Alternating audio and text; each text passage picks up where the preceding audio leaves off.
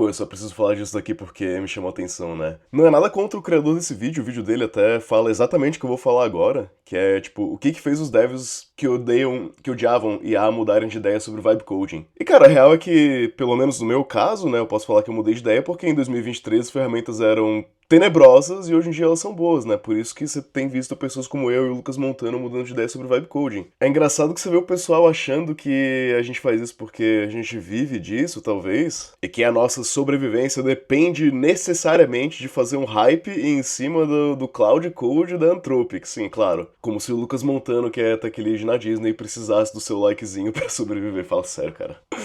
Mano, eu já era sênior na Europa antes de ter o canal e eu continuo sendo mais que sênior, né, na Europa tendo o canal, tipo. Você tem que entender que não foi nem o caso que as pessoas mudaram de opinião, tá? A minha opinião sobre A, ela tá razoavelmente igual, que é eu vou olhar a ferramenta, se a ferramenta for boa e me ajudar eu vou usar, se ela for ruim eu não vou usar, velho. É tipo simples assim. Fazendo esse gancho, hoje a gente vai ver uma ferramenta que é parceira do canal, a Replit. E a Replit acabou de lançar o Agent 4, qual que é a ideia aqui, né? E eu acho que, assim, vale a pena a gente ter essa discussão, porque tá todo mundo meio que tentando construir esse projeto. E esse projeto, né, o que tá sendo construído... Vou explicar aqui no ScalyDraw, né, que eu não consigo pensar fora do ScalyDraw. Você tem o Agent 4, que é uma solução da Replit, mas a gente tem visto a indústria caminhar para soluções nesse sentido. Porque qual que é o problema atual das pessoas que trabalham com IA, tá? Muitas empresas você vai ver isso na Amazon, por exemplo, você vai ver isso na Microsoft, você vai ver até algumas empresas que foram longe demais na IA, dando passos e voltando atrás. Por exemplo, você tem visto notícias como essa aqui, ó, que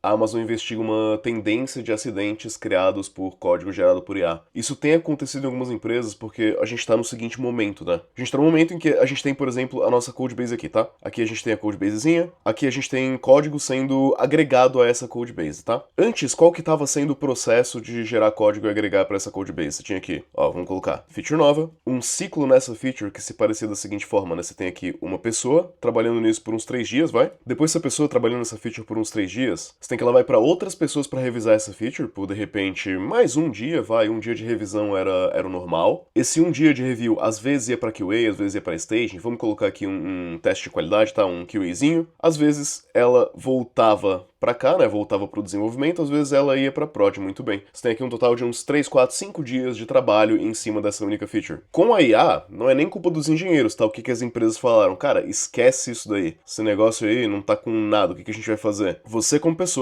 agora seu trabalho é ser um PM de IA, né? Product Manager de IA. Você vai rodar aqui agentes e agentes em cima de features novas e a gente vai fazer 4 features em paralelo. Essas 4 features em paralelo a gente vai mandar pra prod o mais rápido possível. Move fast and break things, né? De fato, a gente se moveu muito rápido, a gente quebrou as coisas. Quais são alguns dos problemas gerados por isso daqui? Primeiro que quando você tem muitos agentes, é evidente que você vai ter uma mudança de contexto, né? Isso daqui tem sido bastante problemático. Você vai de uma feature para outra e tal, você às vezes esquece o que tá acontecendo ali. E imagina, com várias pessoas fazendo isso em paralelo, é gerado muito mais código do que se é possível ver e testar. Além disso, você tem outros problemas, né? Que, tipo assim, como que nesse fluxo aqui, em que eu tô comandando 4 agentes de IA, eu vou integrar tasks no Jira, às vezes nem dá tempo de fazer a task no Jira. Como que eu vou integrar design, UI, UX? Fica muito difícil. Então, vários dos serviços da indústria têm caminhado para uma solução que engloba várias partes. E a gente vai estar testando hoje uma dessas soluções aqui, que é o Agent for da Replit. O que eu vou fazer aqui? Vamos pegar esse videozinho aqui do Lucas Montano e eu pedi pra Replit criar um aplicativo mobile que eu conseguisse colar aqui, ó, dar um paste na URL do vídeo. Então temos aqui o vídeo do Lucas Montano, Cloud versus Cloudflare Crawler. Eu clico aqui em Explore Concepts. Na real, é mais legal a gente fazer isso com o vídeo do próprio Agent 4, né? Vamos copiar esse vídeo aqui do Lucas Montano e vamos analisar esse vídeo. Isso aqui, esse aplicativo mobile aqui que a gente poderia fazer deploy, foi feito com um único prompt, tá? É um negócio super simples hoje em dia. Mas o que eu quero mostrar aqui, né? Quais são as features interessantes que a gente vai ver? A ideia é a gente conseguir pegar essas features novas aqui e fazer tudo isso dentro do Agent 4, sem ter que ficar mudando de contexto, sem ter que ficar subindo vários agentes diferentes, de modo que o próprio Agent 4 consegue orquestrar as diferentes features, né? Cuidar dos conflitos ali, porque isso logicamente vai gerar muitos conflitos, vai gerar bugs, vai gerar problemas. E além disso, que a gente consiga fazer aqui o próprio design dentro disso e cuidar das próprias tasks dentro da própria ferramenta. Então, ao invés de descentralizar tudo, né, em que a gente tem a lógica meio dispersa entre Figma, Jira e Codebases e etc, e diversos outros locais, a gente consegue centralizar isso dentro do Agentforce. Então, né, dito isso, pedi aqui para construir esse aplicativo aqui, super simplesinho, tá? Foram tipo 3 prompts e 10 minutinhos. Ele criou isso daqui, ele trouxe um sumário, não, um resumo do vídeo para mim, e ele faz as key takeaways aqui, né, os pontos de mais interesse do vídeo. Tem também uns conceitos aqui, um quizinho que é gerado, né, super bacana. E o que eu acho interessante aqui, ó, que a gente pode clicar nesse Canva aqui, ó, eu posso dar uma expandida, e aqui eu vou ter uma ferramenta que permite que eu desenhe em cima desse próprio Canva e peça por features. Então, por exemplo, eu posso selecionar isso daqui, ó, Key Takeaways, eu vou colocar aqui, eu quero que isso daqui seja clickable, né, que seja clicável, e quando clicado, ele expande e explica os conceitos, e ele também me dá as timestamps importantes no vídeo do YouTube. Então você consegue usar esse Canva aqui em cima do próprio preview do app, né, isso daqui, nota que é o app funcional aqui, né. Se você clicar aqui em Preview, você vai direto para o próprio app que você pode utilizar. E aí você pode voltar aqui para o Canva e mexer em cima disso. Então a ideia é justamente a gente conseguir integrar nesse processo também pessoas que vão fazer esse design e trazer elas para dentro dessas ferramentas, né? Um conceito super interessante. Eu acho que é para cá que a indústria tem caminhado, tá? E olha só, eu posso também selecionar elementos para editar. Eu posso clicar aqui, ó. Oh meu Deus, quebrei.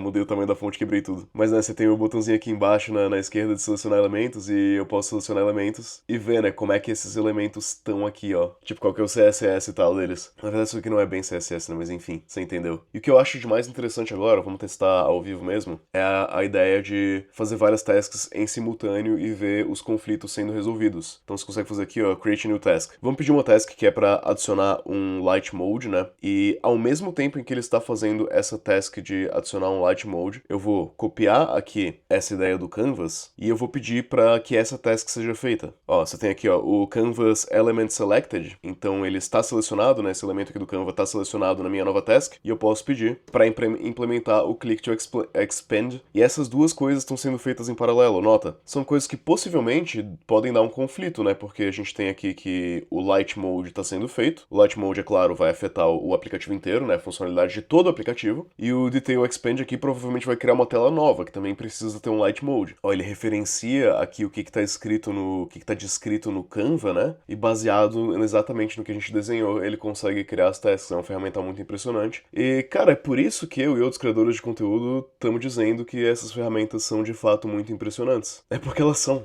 Elas têm ficado muito boas, elas ficaram muito boas. Se você quiser usar o Replit, tem um link com código aqui do canal na descrição. Você vai ganhar $10 caso você queira, $10 de crédito, né, caso você venha a subir de plano. E agora eu vou esperar um segundinho pra ver a IA fazer essas duas tasks em paralelo, eu já te volto e te digo o resultado. E aqui, como resultado final, né, a gente tem, por exemplo, o Light e Dark Mode, e a gente tem também os cards de conceito aqui, né? São duas previews que estão rodando em paralelo, tá? Eu consigo... Vamos revisar isso daqui antes. E você consegue ver que elas são independentes, né? Que, tipo assim, essa versão aqui tá sem o Light Mode, sem as mudanças, e a outra versão tá sem o Detail Expand, que são as duas features que a gente tá criando. Vamos tentar ver as duas em paralelo e ver como é que funciona. Aqui, ó, a gente tem os concepts que são criados, eu posso clicar num desses concepts, eu posso clicar em Deep Dive. Ah, aí ele expande. Ok, fez aqui a feature, vamos dar um apply para main, e essas mudanças vão para main, e ao mesmo tempo vamos dar um apply nesse Light Mode para main, e vamos ver se no final o resultado fica decente. Aqui eu tenho um update from main, acho que ele tá fazendo o merge aqui, basicamente, né?